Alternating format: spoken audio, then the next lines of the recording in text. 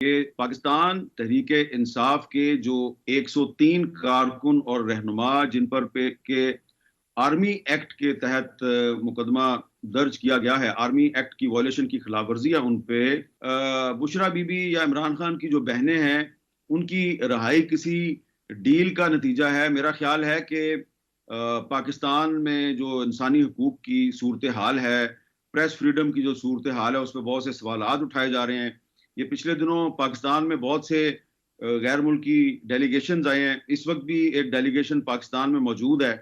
तो उसमें जो अहम तरीन चीज़ है वो ये है कि जो यूरोपीय यूनियन है उसने जो पाकिस्तान को जीएसपी प्लस का जो स्टेटस दिया हुआ है उसका रिव्यू होने वाला है, और उस रिव्यू के लिए पाकिस्तान के अंदर बहुत सी नई लेजिस्लेशन करने की जरूरत है। हुकूमत 26वीं तरमीम कर रही है, 27वीं तरमीम कर रही है। इसलिए मैं ये समझता हूँ कि ये जो बुशरा बीबी और इमरान खान साहब की बहनें हैं, इनको जो रहा किया गया है, इसका मकसद सिर्फ और सिर्फ इंटरनेशनल लेवल पर यह पैगाम देना है कि जी ये जो पाकिस्तान के बारे में प्रोपोगंडा किया जा रहा है कि यहाँ पे आज़ादी इजहार जो है उस पर बड़ी पाबंदियां हैं और जो पॉलिटिकल ऑपोजिशन है उसको इंतकाम का निशाना बनाया जा रहा है, ऐसी कोई बात नहीं है। शुक्रिया समर अब्बास साहब। देखें, ये तो हुकूमत के बहुत से वुज़रा और जो हुकूमत के आला सती ज़राए हैं वो आज से नहीं बल्कि पिछले 3-4 दिन से ये बात कह रहे हैं कि जो 26वीं आईनी तरमीम है उसमें कुछ खामियां रह गई हैं और उन खामियों को दूर करना है।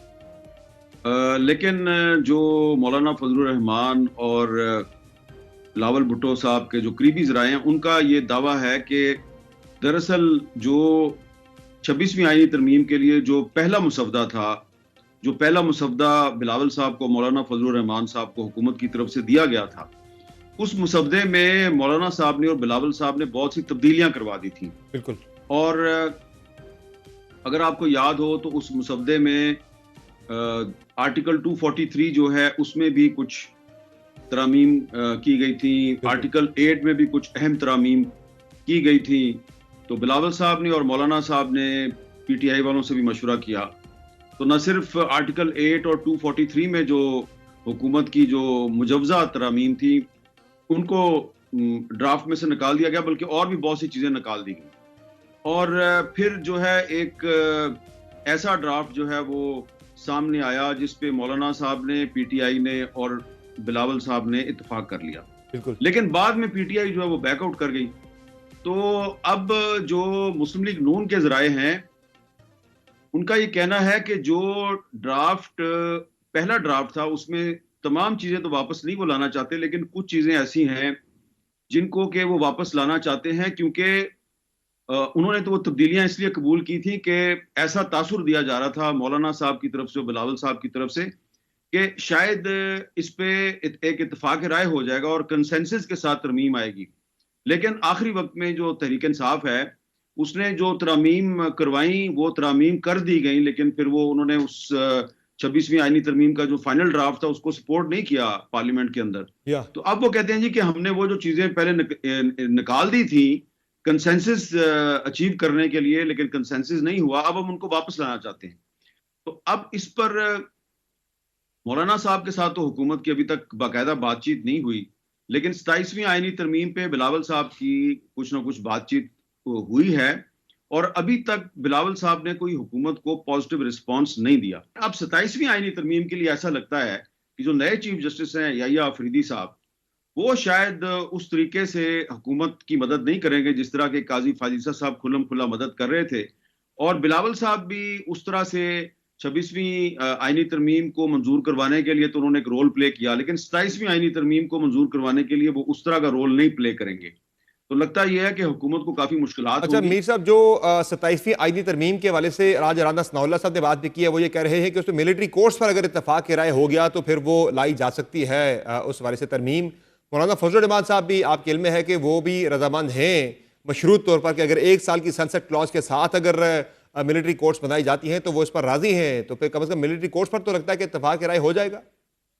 देखिए, मौलाना फजलुर रहमान साहब तो एग्रीड हैं, लेकिन इसमें आप ये मत भूलें कि जो नए चीफ जस्टिस हैं याहिया अफरीदी साहब, उनका जो मिलिट्री कोर्ट्स के इशू पे जो उनका स्टांस है वो क्या है। आपको याद होगा कि पिछले साल इस इशू पे पहले एक 9 मेंबर बेंच बना था, फिर उस बेंच के अरकान की तादाद कम होती गई, वो 7 हुई, फिर 5 हो गई, उसमें से काजी फायजीसा साहब निकल गए थे। और फिर जो आखिर में जो फैसला हुआ था, तो उसमें जो जस्टिस याहिया अफरीदी साहब हैं, उन्होंने ये वाज़ेह तौर पे ये कहा था कि पाकिस्तान तहरीक इंसाफ के जो 103 कारकुन और रहनुमा जिन पर पे के आर्मी एक्ट के तहत मुकदमा दर्ज किया गया है, आर्मी एक्ट की वायलेशन की खिलाफ वर्जी है उन पर मिलिट्री कोर्ट में मुकदमा नहीं चल सकता। ये जस्टिस याहिया अफरीदी साहब ने अपना जो नोट था, इख्तलाफी नोट, उसमें ये कहा था।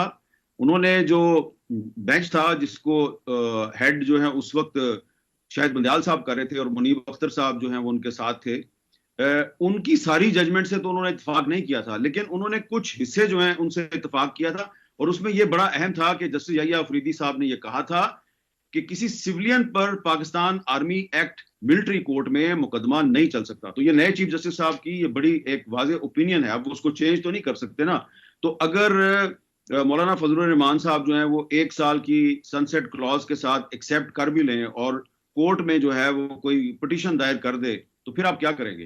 तो इसलिए मैं समझता हूं कि बिलावल साहब जो हैं उनका ऑन बोर्ड होना जरूरी है। बिलावल साहब अभी तक मिलिट्री कोर्ट्स के मसले पे अभी तक हुकूमत के साथ ऑन बोर्ड नहीं। मीर साहब, जो 26वीं आईनी तरमीम के बाद लगता है हुकूमती जो मकसद था वो पूरा नहीं हो सका कि जिन जजेस को बाहर करने के लिए प्रैक्टिस एंड प्रोसीजर एक्ट में मजीद तरमीम लाई गई थी, अब उसी में ज़ाहिर है वो जजेस तो शामिल हो गए उस कमेटी के अंदर। मंसूर अली शाह साहब भी आ गए और जस्टिस मुनीब अख्तर जो सबसे इंपॉर्टेंट जिनका मामला था वो भी आ गए हैं।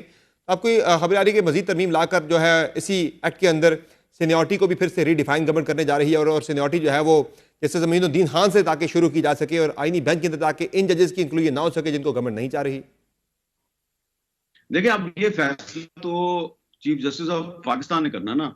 अब जस्टिस याहिया अफरीदी साहब जो हैं उनकी जो as chief justice of Pakistan appointment है उसको तहरीक इंसाफ ने मुस्तरद कर दिया है। हामिद खान साहब कहते हैं जी हम इनकी अपॉइंटमेंट के खिलाफ तहरीक चलाएंगे।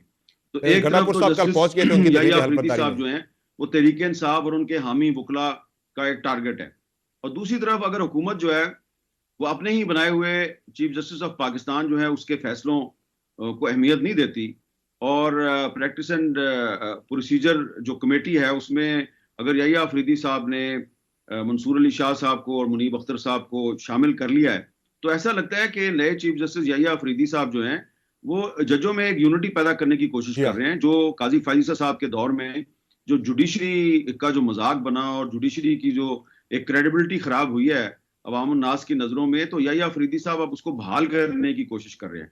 तो याहिया अफरीदी साहब की जो अपॉइंटमेंट है चीफ जस्टिस तहरीक इंसाफ तो पहले ही उसके खिलाफ है, तो अब हुकूमत भी अगर उनको कंट्रोवर्शियल बनाने की कोशिश करेगी तो फिर आप और मैं जो है वो ये सोचने पे मजबूर हो जाएंगे कि पाकिस्तान में जो सबसे बड़ा एक जो जुडिशरी का अदारा है सुप्रीम कोर्ट ऑफ पाकिस्तान, उसका फिर मुस्तकबिल क्या होगा। हामिद मीर साहब, अगर हम तहरीक इंसाफ की बात करें तो उसमें एक फॉरवर्ड ब्लॉक की खबरें वैसे तो बड़े अरसे से हम सुन रहे हैं, लेकिन आजकल फिर से वो चल पड़ी है क्योंकि ज़ाहिर कुछ लोग वोट भी कर चुके हैं आईनी तरमीम के अंदर, तो बन रहा है कोई फॉरवर्ड ब्लॉक?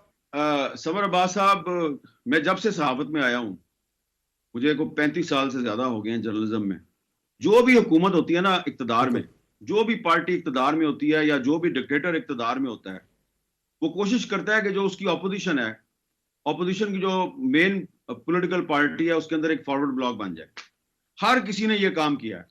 अब जो इस वक्त पीटीआई आपके सामने है, ये पीटीआई जो है इसके अंदर फॉरवर्ड ब्लॉक जो है वो पहले से ही मौजूद है, आप सबको पता है। और वो फॉरवर्ड ब्लॉक में जो लोग शामिल थे उनको पीटीआई ने निकाल दिया है। अब वो पीटीआई में वापस आने की कोशिश कर रहे हैं। उनकी और पीटीआई की आपस में लड़ाई चल रही है, तो वही लोग जो है वो कोशिश कर रहे हैं पीटीआई के अंदर नकब लगाने की। उनको बहुत सी हमायत भी हासिल है, लेकिन मैं समझता हूं कि पीपल्स पार्टी और मुस्लिम लीग नून, ये दोनों पार्टियां जो है माजी में ये भुगत चुकी हैं, इनको अंदर से तोड़ा गया।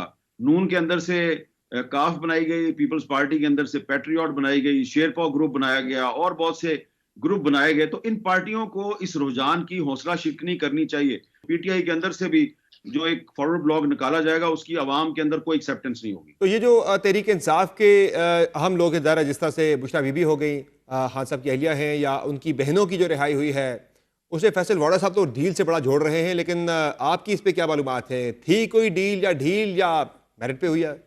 मुझे नहीं लगता कि बुशरा बीबी या इमरान खान की जो बहनें हैं उनकी रहाई किसी डील का नतीजा है। मेरा ख्याल है कि अब क्योंकि अमेरिका में सदारती इलेक्शन बहुत करीब है और इंटरनेशनल लेवल पर पाकिस्तान में जो इंसानी हकूक की सूरत हाल है, प्रेस फ्रीडम की जो सूरत हाल है, उस पर बहुत से सवालात उठाए जा रहे हैं।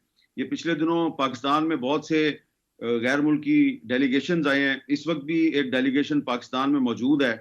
तो उसमें जो अहम तरीन चीज़ है वो ये है कि जो यूरोपीय यूनियन है उसने जो पाकिस्तान को जीएसपी प्लस का जो स्टेटस दिया हुआ है उसका रिव्यू होने वाला है। और उस रिव्यू के लिए पाकिस्तान के अंदर बहुत सी नई लेजिस्लेशन करने की जरूरत है। हुकूमत 26वीं तरमीम कर रही है, 27वीं तरमीम कर रही है। इसलिए मैं ये समझता हूँ कि ये जो बुशरा बीबी और इमरान खान साहब की बहनें हैं, इनको जो रहा किया गया है, इसका मकसद सिर्फ और सिर्फ इंटरनेशनल लेवल पर यह पैगाम देना है कि जी ये जो पाकिस्तान के बारे में प्रोपेगेंडा किया जा रहा है कि यहाँ पे आज़ादी इजहार जो है उस पर बड़ी पाबंदियां हैं और जो पॉलिटिकल ऑपोजिशन है उसको इंतकाम का निशाना बनाया जा रहा है, ऐसी कोई बात नहीं है।